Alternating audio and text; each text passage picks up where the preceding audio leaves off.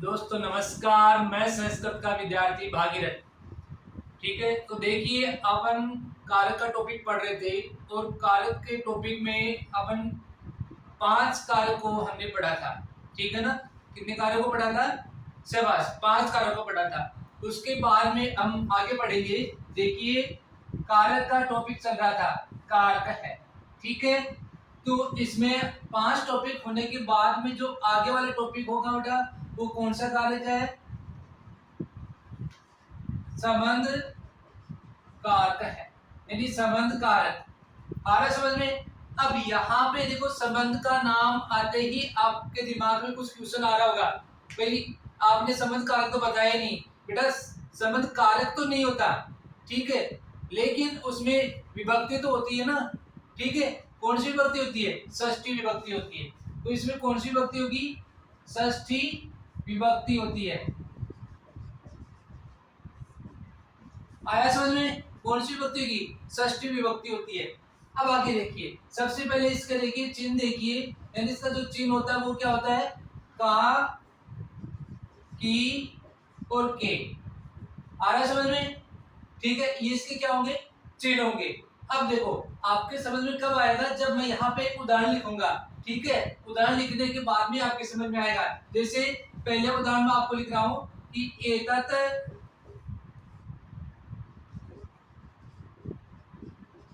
राहुल से गृहम अस्ति, यानी इसका हिंदी देखिए, यह राहुल का घर है। ये किसका घर है? राहुल का घर है। यहाँ पे देखिए राहुल और इस यहाँ घर। ठीक है, तो राहुल का संबंध किससे है? किसे? घर से है। ठीक है ना, तो जिसका जिससे क्या हो? संबंध हो, तो उस में क्या होगी? षष्ठी विभक्ति होगी। आया समझ में? तो यहाँ पे ये जो राहुल है, राहुल का संबंध किससे है? घर से है ना, तो यहाँ पे राहुल शब्द में क्या होगी? षष्ठी विभक्ति आएगी। ठीक है, इसके अंदर कौन सी विभक्ति आएगी? षष्ठी विभक्ति। उसके बाद में एक उदाहरण देखिए, जैसे रामायण से रचनाकार है वाल्मीकि अस्ति। ठीक है, रामायण का रचनाकार कौन है? वाल्मीकि। में रामायण का रचनाकार कौन है? वाल्मीकि। तो देखिए ये जो रामायण का संबंध है वो किससे है? वाल्मीकि से है। ठीक है, तो यहाँ पे जो रामायण शब्द में यानी जिससे संबंध है, किससे संबंध है? रामायण से संबंधित है ना, तो यहाँ पे कौन सी विभक्ति आएगी? षष्ठी विभक्ति आएगी। आ रहा समझ में? उसके बाद में देखिए, ये षष्ठी विभक्ति कंप्लीट होने के बाद में आगे कौन सा कारक होगा? बताइए, शाबाश, अधिकरण कारक। अधिकरण कारक।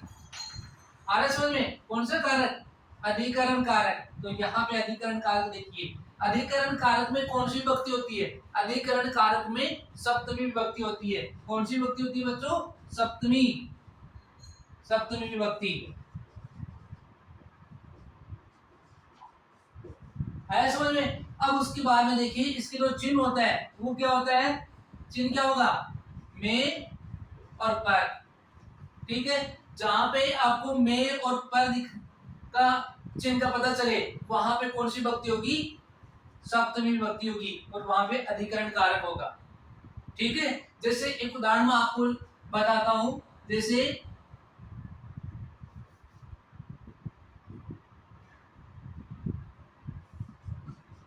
देवालयेषु भक्ताः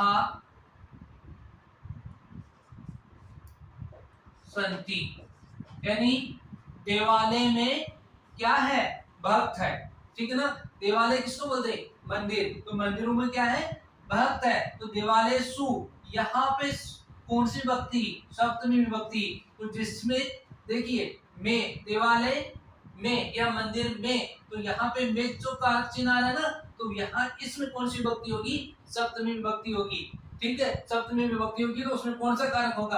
अधिकरण कारक होगा। ऐसा समझ में? एक उदाहरण इसका और देख लो। यहाँ पे ऊपर देखिए। दूसरा उदाहरण है कि सभागारे सभा भवती, यानी सभागार में, किसमें, सभागार में सभा होती है। ठीक है, इसका हिंदी अनुवाद क्या होगा, सभागार में सभा होती है। तो यहाँ पे जो आपको में जो चिन्ह दिखाई दे रहा है, ठीक है, इसमें कौन सी विभक्ति आएगी, सप्तमी विभक्ति। और सप्तमी विभक्ति जहां पे आती है वहां पे कौन सा कारक होता है, अधिकरण कारक होता है। ठीक है, आ रहा है समझ में। अब उसके बाद में देखिए आगे, आगे संबोधन क्या होगा, संबोधन। ठीक है, यानी किसी को अपन क्या करते, पुकारते हैं, ठीक है ना, अचानक। जैसे इसके देखो कौन संबोधन कारक में कौन सी विभक्ति होगी, प्रथमा विभक्ति होती है। कौन सी विभक्ति होती है, प्रथमा विभक्ति होती है। आ रहा सुनने। जैसे इसके देखो चिन्ह होता है, वो क्या होता है, जैसे मान लो भो, हे, अरे, ये इसके क्या होंगे, चिन्ह होंगे। जैसे उदाहरण देखना, हे राम, इसके ये जो संबोधन जो चिन्ह लग गया, ऐसा समझ में। तो यहाँ पे कौन सी विभक्ति हुई, प्रथमा विभक्ति हो गई। ठीक है, जैसे हे बालक, ठीक है। तो इस तरह ये जो कार्य का टॉपिक आपका आज कंप्लीट हो चुका है। ठीक है, आज आपका कार्य का टॉपिक क्या है, कंप्लीट हो चुका है। और उसके बाद में अपन जल्द ही एक नया टॉपिक लेके आएंगे। ठीक है, तब तक आपको इसको अच्छी तरह से याद करना है। ठीक है, अच्छी तरह इसको आपको रिवाइज करना है, ताकि फिर आने वाला वीडियो आपको जल्द ही मिले। ठीक है ना, ताकि आप इस वीडियो को क्या करें, लाइक और सब्सक्राइब जरूर करें, बेल आइकन का बटन जरूर दबाएं, ताकि आपको नोटिफिकेशन जरूर मिले। ओके दोस्तों, थैंक्स।